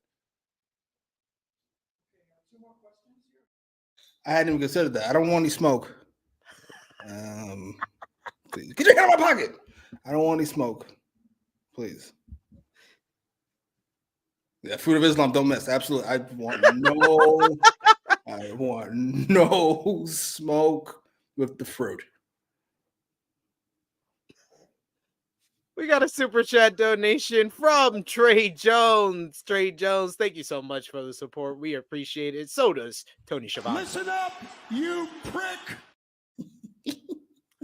Trey Jones saying, everyone loves Commander. Commander. This is pretty good. To be honest, I didn't hate him. Yeah, he's good here. He's realized that he was doing the rope walk too much. I think that was. Yeah, it's weird. I'm sorry. I'm getting distracted. I don't want to start talking about Farrakhan. I get myself in real trouble. Don't need to not play. Big Man says Farrakhan is typing out his super chat as we speak. He'll be very nice and polite, and all of a sudden I'll be dead somewhere. I'll be like, Jimmy, it's 1:10. You haven't clicked on the link yet. What's going on? Nah, brother, we've all got to come together. After I've been shot dead in the street, now we gotta come together. Now we gotta come together. Ain't this a bitch? This is YouTube. Yeah, you never know. We had the main event of this episode of Dynamite. Judo JR is with us in his hometown of Oklahoma City. Were you happy to see JR back? Good ovation for him too. Yeah, it looks good. Like he's lost a lot of weight, in a good way. Not that, not a good way. And I thought he sounded good here too. He did sound well here, and this was a good match for him to come back for, as you had Switchblade Jay White going one-on-one with Jon Moxley in the final group matchup in the Gold League. Moxley if he wins or draws, he makes it to the finals of the group against Swerve Strickland. If Jay White wins, it becomes a 3-way matchup. And this one, it had a simple storytelling, and I love the sense of urgency. This is what we asked for last week. We got that immediately in this matchup. As Moxley said, nah, I ain't gonna get shit on by Jimmy this week. He came out and just immediately goes for a fucking choke. He immediately goes for the paradigm shift. He doesn't get that. White is able to avoid that, but he's able to get a power driver for a 2 count. White escapes to the floor where Moxley unleashes more strikes, but White goes immediately after the knee, and that becomes the focus of the match for Jay White. But it seems like every time Jay White had an advantage or put down Moxley just kept cutting him off. You get White with the Muda lock, where Moxley gouges his eyes out. We get White kept Moxley grounded with some chops to the back of the neck, just pissing Moxley off. Moxley pops right back up to his feet and flattens White with a shot before stomping him down in the corner. To the corner they got. Then we get a good count out tease after Moxley's knee is all banged up on the outside. It looks like he's not going to be able to make it back into the ring, but he's barely able to break up the count. Moxley slides out a Blade Runner attempt, and but he gets the paradigm shift for a near fall, but White is able to kick out just at 2.5, 2 3/4. He was really good with his timing on the kick outs. He had the Regal knee, and he was able to kick out at the last minute. We get White with a sleeper suplex and then a Uranagi for a 2 count. Another sleeper suplex, but Moxley explodes up. He fires out with a lariat. He spins out of a Blade Runner and hits another big lariat, and then the curb stomp. He goes for the Death Rider, but White is able to land on his feet. He hits the Blade Runner out of nowhere right at the 15-minute call. 1, 2, 3, sudden impact. That Blade Runner, it just came out of nowhere, and then he gets the win right at the 15-minute call. Switchblade Jay White makes it to 12 points, 4-1 in the Gold League, and now it is a 3-way tie, meaning that it will be Switchblade Jay White versus Jon Moxley versus Swerve Strickland in the Gold League Finals next week on Dynamite. After the matchup, Swerve Strickland comes out to the ring to show that we are going to have this 3-way matchup. And then we get a great moment as fucking Jay White starts swerving while he drives as Swerve's music is playing. Oh my God, this had me die. This is the 3rd or 4th time I've laughed in this episode. This might be one of the funniest episodes of Dynamite of the year because I popped and laughed multiple different times. But the final Gold League standings for the Continental Classic, you got Jon Moxley 4-1 with 12 points, Swerve Strickland 4-1 with 12 points, Switchblade Jay White 4-1 with 12 points, Roosh 2-3 with 6 points, Mark Briscoe 1-4 with 3 points, and Jay Lethal 0-5, 0 points. What did you think about this main event matchup in the Gold League? Jay White and Jon Moxley. I thought it was a great matchup. These two guys had really good chemistry, and it was different from the other Moxley matches because he sold more than he has probably this whole entire tournament with the knee. Very true. I realize why I don't like Jon Moxley in the ring. That is best team in the promo business. He's got a whole bunch of moves that just don't go together. Just random assortment of fucking cutters and power drivers, just random horse shit. But here he was good because there was less of that and more of his usual horseshit of biting and scratching and fucking choking, which I'm honestly a fan of, but it works for him. It works for the character. Jay White. Now we talked about Moxley. Jay White is so good. Jay White is one of my favorite wrestlers to watch. Just be the character. Character's so well defined, which is why you know exactly what he's gonna do whenever he's gonna do it. And I felt the desperation. Him using the chairs, means complete desperation. He gets caught, he's disqualified. Yo, that moment where he's like looking for the chair and he's like searching under the. It was like, yo, I was like, that might be some of the best character work we've seen in this tournament because he was just so desperate and he made it believable that he's just coming up with a plan in his head. Like, okay, I need the other chair to distract the referee. Oh man, to hit him in the leg. Jay White's so fucking good. I'm sorry. When you get what you're supposed to be doing, it just makes everything more enjoyable. Like at the end, when Jay White's calling Swerve down to the ring, you know exactly what's going to happen if Swerve comes down to the ring. Jay White's getting the fuck out of there. I'm just talking shit. Jay White is so good. I love Jay White so much. He might be my, outside of Christian, Cage, and Swerve. I guess it's still a heel. He's my favorite heel in the business. Yeah, this is great. I love the fact that Jay White won. Clean is an odd thing to say when somebody hits somebody for a chair, but you get the point. Clean? The finish was clean. Yeah. He beat him with his move. That's it. Yeah, and I'm really looking forward to the way. To me, this capped off the fucking, what's it, the Gold League? Yeah. Gold League, to me, I'm going to give an A. I was going to say an A minus because I wanted Moxley to fucking lose to Mark Briscoe. But if we did that, we can have this. So good job. And my big question is, did this win help like ease the blow of losing to MJF the way he did at Full Gear? Ease the blow? I wouldn't say he's recovered, but I feel like it did ease the blow. No, he's almost back to where he was, we'll say.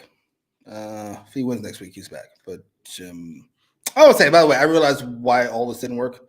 Having Jay White get jumped right away by the Devils guys, it's not a great look. It's just not a great look. For a top heel to get his ass kicked backstage with a bunch of heels, not a good look. But hey, listen, Jay White's going to be fine. Like most people, Jay White, not most people, unlike most people, Jay White can always talk himself back into it. He can wrestle himself back into it. He's just Teflon. He is. He's recovered from so much already. Yes. We got a super chat donation from who else? Hey, Will Chisholm is here. Thank you, good brother. We appreciate the love of this holiday season, and so does Eddie. Tony Khan! This is also on you! Because you can stop this! Will Chisholm says, "What's up, y'all? Jimmy, what's your reaction of Miss Money wants WWE and AEW to give her Charlotte Flair money? I can't believe Tony won't give her that, but he might find out she's half black." You mean you really Snoop Dogg's cousin? I thought that was a gimmick. I thought that was how you got your push. First of all, I'll be fuck it. I won't be nice. I don't care if Romeo's listening or not. Listen, Charlotte Flair does not deserve fucking Becky Lynch money, which I assume is what she got. Becky Lynch got more. She got one of the biggest contracts ever given to a woman in WWE history. Oh, who else is on that list? Probably Becky Lynch. Yeah, like she doesn't deserve Becky money. I'm sorry. Becky would be clearing away top pay woman for me. And if fucking Mercedes wanted in between that and Charlotte money, I would give it to her because she is fucking worth it. Oh, Ronda. Yeah, Ronda money. Yeah, Ronda.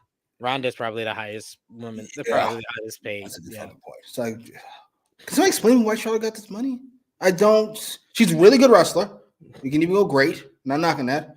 Fully defined character. Not knocking that. Well, fully defined is strong. She's a good character. What makes her worth Becky money? I don't. I mean, the legacy, the resume. She's not versatile enough to fucking build a division around like Becky Lynch is. Mhm. She's not a draw like Becky is. Becky's clearing away above everybody not named Roman. Like what? Somebody explain. I don't get what it is. It's the legacy, the name value. She can lead people to great matches. What's it do for me?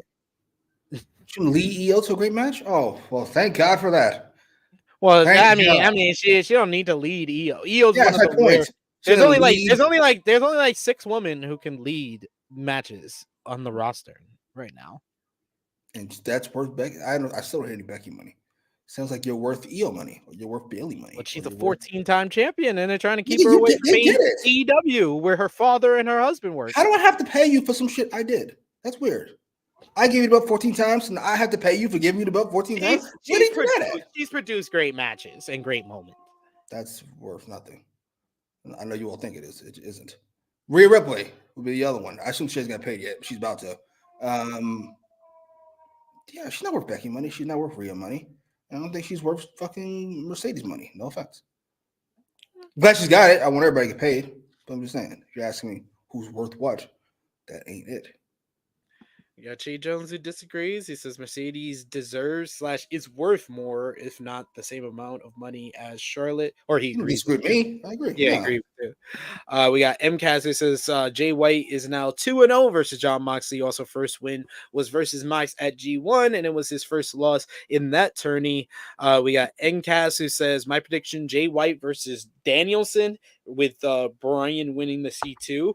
I had another scenario that was brought to me that I did enjoy, that I did like, and it's not one of the 3 that I said should win this tournament.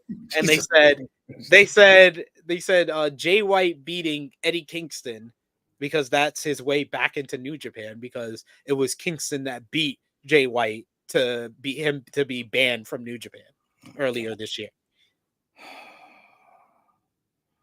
And my wish list for 2024 is AEW becomes an AEW promotion. We don't deal with fucking New Japan. We don't deal with Ring of Honor. We don't deal with CMLL. What are we doing? Can I just watch the show that I've sat down to fucking watch? Is that too much to ask? We got another super chat donation from Will Chisholm. That's how I usually feel, Will. Because he wants me to work with pricks constantly. That's what it is. Nevertheless, Will Chisholm saying Tony heard people bigging him up with the women Saturday, and he said only one woman. Absolutely, that's what y'all get. Yeah, I was like, we asking for too much if you think it's gonna happen on back-to-back shows. I was like, nevertheless, relax. But yes, that brings us to a close on another edition of AEW Dynamite. Sound off in the live chat. Last call for super chat donations, but also let us know if you gave the show a thumbs up, thumbs down, thumbs in the middle. Out of 10, what did you give the show? And your match of the night, MVP, LVP. For me and Jimmy, we'll put our thumbs in the middle for the December 20th Holiday Bash edition of AEW Dynamite in 3, 2, 1. Thumbs up across the board. Jimmy, what did you give the show out of 10? 7.5. That's a full point more than last week. I gave it an 8 out of 10. 8 out of 10. I thought it was a good show. We got Trey Jones that says 6.5 out of 10. It was fine, not great. MCAT says 8 out of 10. And Ace agrees with you, 7.5 out of 10. What was your match of the night, Jimmy? I would go with the main event. I really enjoyed it. It's a toss-up for me between the main event and Briscoe and Lethal, but I go with I'll be different from you. I'll go with Briscoe and Lethal. I'll go with Briscoe and Lethal this week. We got King Potato who agrees. He says they always put on bangers. We got Brooklyn Break. He says, oh crap, that's why Jay White was stroking to the nose, the strong title in his first match. Nice. Yeah, exactly. Long-term storytelling. Who is your MVP for the show, Jimmy? It's got to be Swerve. Good match. Great promo exchange. Came out at the end. Feels like a more and more star every week. Steve Austin, let's go. Yeah, that's why I kind of question if you should have had Jay White and Mox open the show so that Swerve is the babyface winning at the end of the show to get into the three-way final next week.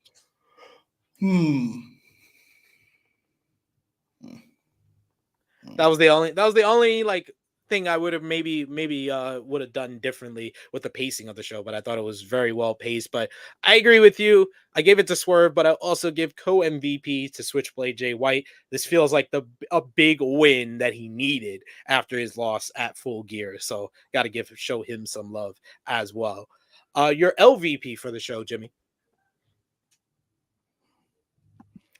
I give it to Dummy by proxy, but the devil. Everything devil related. It's over. I told you all was over. Now you're just hating. Told you. You all come around eventually. And now here we all are. Thank you. Great. Thank you. I'm going to give it to Saraya. Wow. Sorry. I'm going to give it to Saraya. We got a super chat donation from who else? Santa Will Chisholm. Thank you so much, Will Chisholm, as always, showing your support. So we'll give you Thank you. Fuck you. Bye. I miss you, sir. Come back. Will Chisholm saying, if you hear the way Becky talking like she got a big deal coming, I almost got a feeling that it's not going to be as many free agents if WWE throw in the bag. WWE is going to try to retain everybody that's supposed to be free agents next year, I think. For the most part. There might be one or two that leave, but outside of that, no. They're going to keep all their top stars. Becky's is, I would say, a special case. There's Roman, and I'm trying to think if I'm missing anybody. No disrespect to Cody or Punk now. Roman and Punk. Outside of that, Becky gets whatever she wants. I mean, she fucking gave you the NXT deal you wanted. You're fucking welcome. And the rate she popped this week looked like fucking Punk's number. She is shockingly popular. Oh, that'd be nice. She got her fan base. Yes, I saw that too. Jimmy, let the people know where they can follow you on social media. What you got going on? At Jimmy Macram on Twitter. I'm gonna be on their list. Just these wrestling fans, I can't do it. So I'm having a stroke, finding more and more gray hairs in my beard. I just can't do it. It's a bad idea. I can't do it. You can follow me on the Twitter machine at TrueHillSP3. You can follow the gang, Facebook, Twitter, Instagram, TikTok at TrueHillHeat. Patreon.com/TrueHillHeat. $3 a month gets you exclusive content. True Hill Heat Prediction Championship. A new episode of Review of Honor is up, as well as you can give us your top 5 best tag teams of 2023 right now at Patreon.com/TrueHillHeat. And check out all the great content we got on the channel right now, like Collision Discourse from this past week with me and Sleepy Guy JJ talking about AEW Collision with Thunder Rosa's return. Check out Rated Raw Review. I will be back with you guys on Saturday, 11:05 a.m. Eastern Time. Myself, Miss Chrissy Love, will be joined by Jeremy Lambert of Fightful. We'll be talking about this week in wrestling with everything going on with the Continental Classic, Charlotte Flair's new contract, Becky Lynch staying with WWE, and much, much more. So check us out for that. But for Jimmy Macram, it is me, your True Hill Phenom, SP3. This has been AEWramble, episode 125. 3-way gold. We are signing off until next time.